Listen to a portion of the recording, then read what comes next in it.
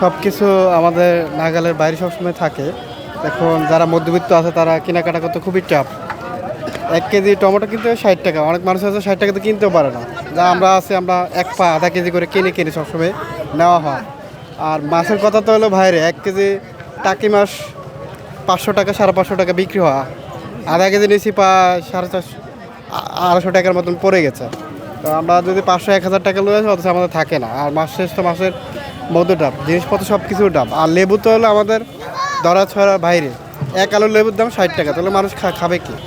আমরা চাচ্ছি যে সরকার অবশ্যই আসছে, তো যোগ্যপূর্ণ যে সামানগুলো আছে সব কিছু আছে, মানে যতই আপনার টহল করেন বা মানুষ দিয়ে দেখায় বা ওরা আছে চেক দিয়ে লাভ না। সিন্ডিকেটটা হলো যে বাজারের যে কমিটি আছে এটার ভিতরে যে তদন্ত নেওয়া উচিত।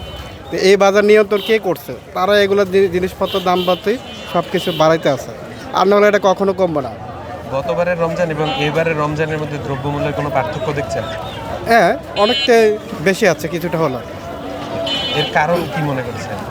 এই কারণটা আছে আমার মনে হয় যারা এই বাজার নিয়ন্ত্রণ করে, আসলে এটা সরকারের কোনো আমি দেখি না কোনো ইস্যু আছে এখানে। যারা বাজার নিয়ন্ত্রণ করে, যারা সব কিছু করছে, তাদের কাছে সব কিছু হচ্ছে।